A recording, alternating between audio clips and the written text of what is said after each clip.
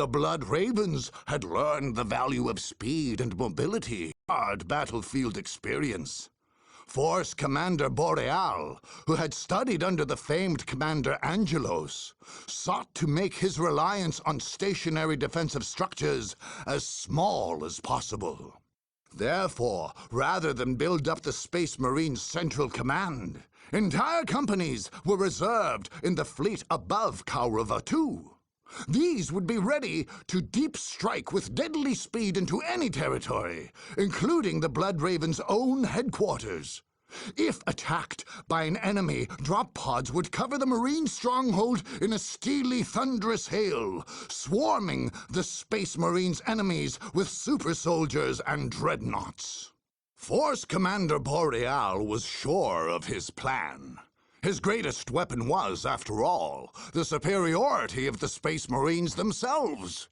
Who could weather such a rapid and devastating defensive tactic?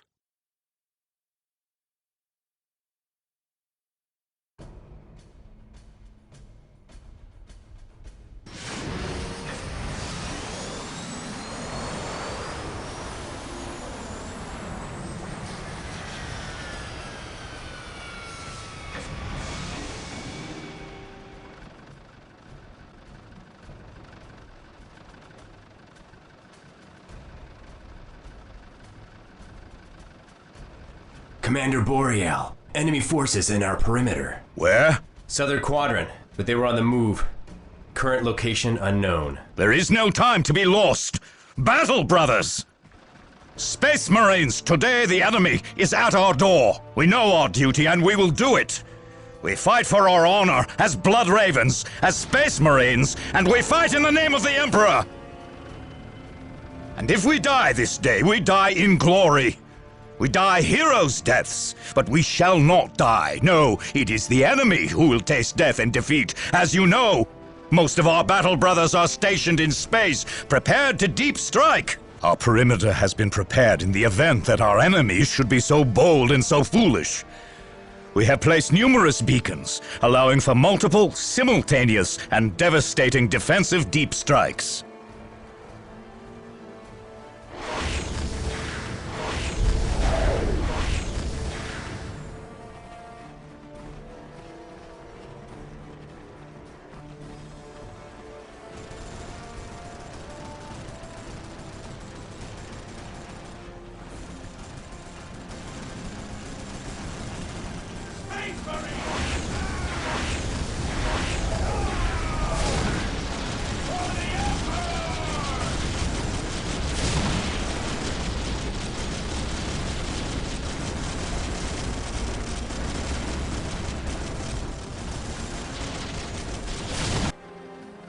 Codex Astartes names this maneuver Steel Rain.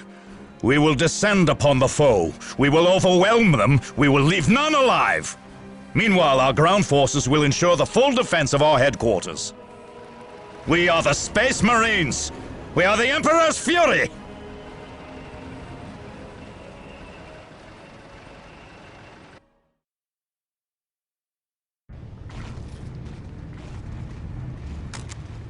Deep strike squads, prepare for deployment. Brothers, strike at will.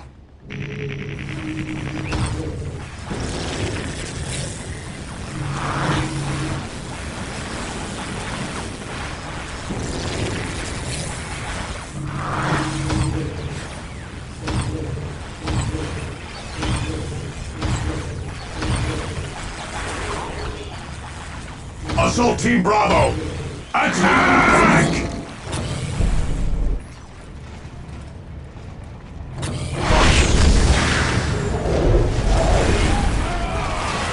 We have lost one of the deep strike beacons, sir. Yes, we have. Sir, every beacon we lose reduces our ability to strike on the field. Do you think I care if we lose a beacon or two? This is war! War! All we need is enough battle brothers on the ground that we can crush them under our boot heels and destroy them with our bolters. That is what matters, Space Marine!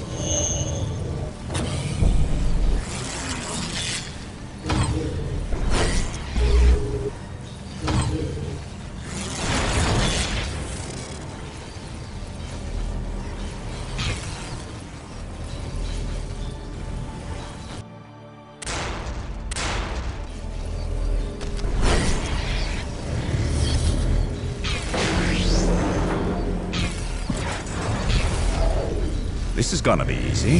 They won't see us coming.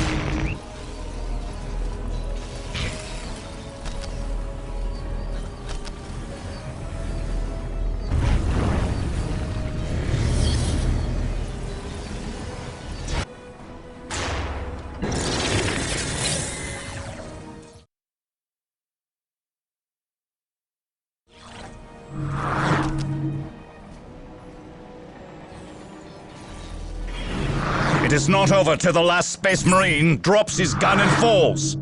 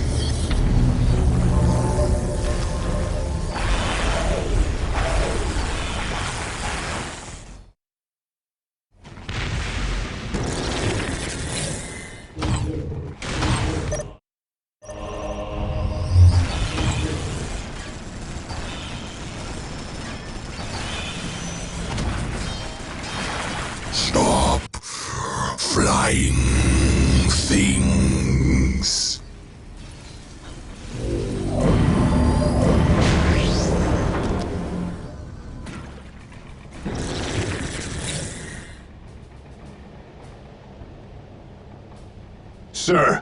We've lost nearly half of our deep strike beacons. Damn. We've got to hit them harder. This is Commander Boreal to relay. Send us all the units you have. Do you hear? Affirmative, Commander.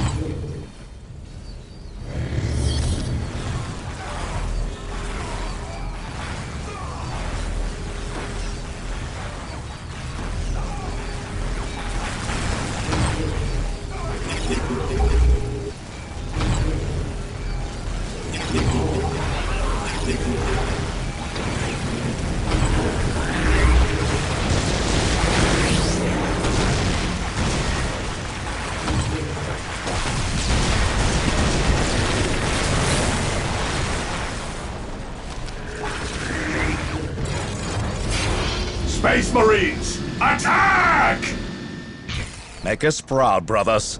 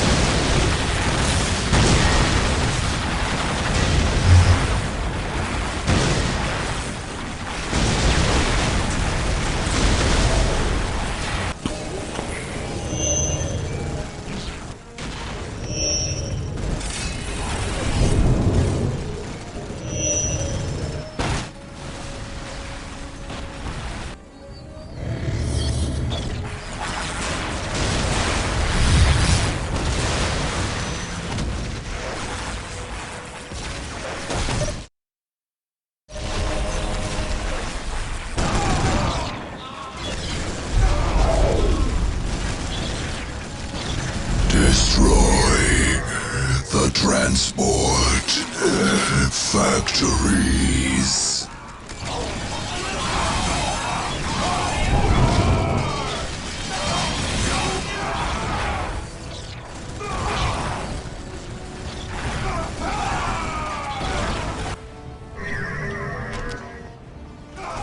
The Necrons approach. Ready yourself, Blood Ravens. Deep strike, deploy.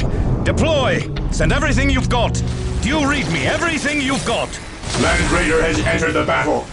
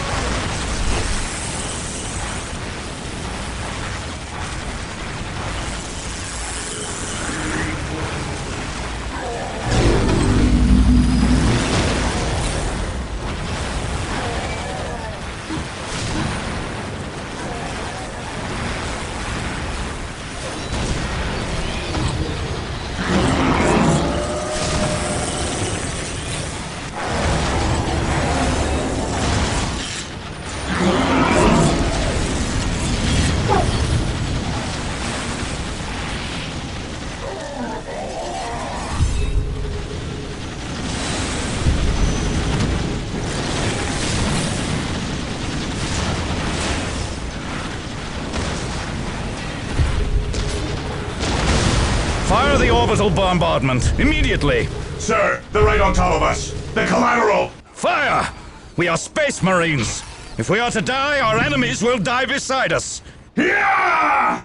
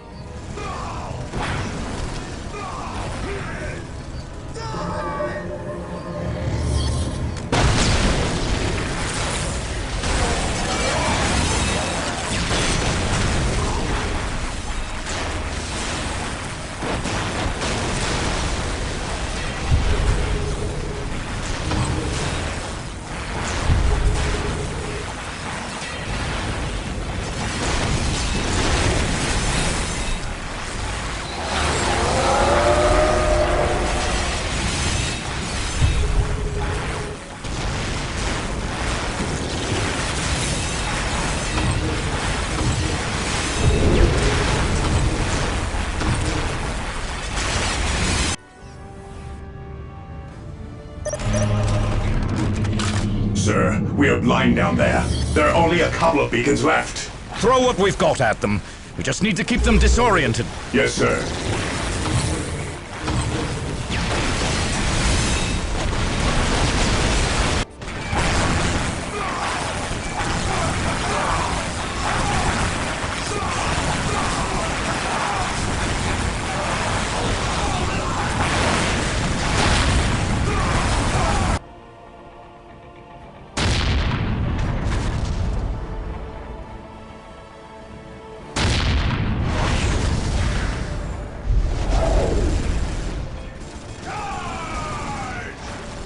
We have failed. The Emperor.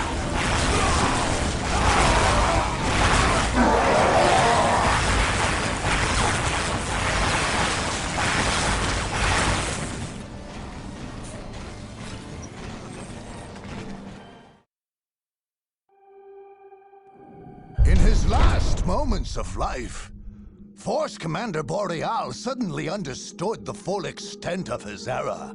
He had completely underestimated the threat of the Necron horde. With terrifying force, they had poured across the borders of the lands of Solitude, slaughtering all in their path. As the last flicker of consciousness was dissipating from his clouded eyes, the great Space Marine reviewed all that had passed, and saw that by the time his scouts had spied the Necrons through their scopes, his defeat was already inevitable. The Space Marines must revise their protocols. Segmentum must be warned.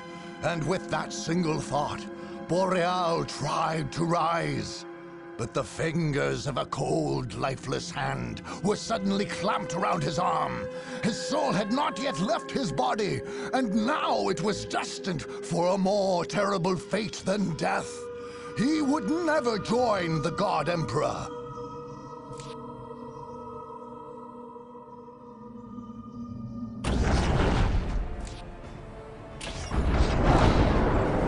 Once, in another age, the Necrons had fought a great war in the Karuva system, and lost. Awakened again, so many millennia later, they found new, strange, and terrible armies around them.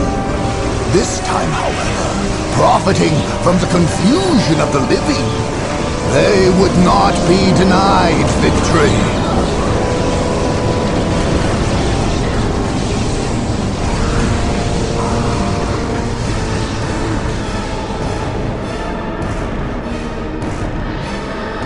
Soon, the planet teemed with the dark forms of the Necron army.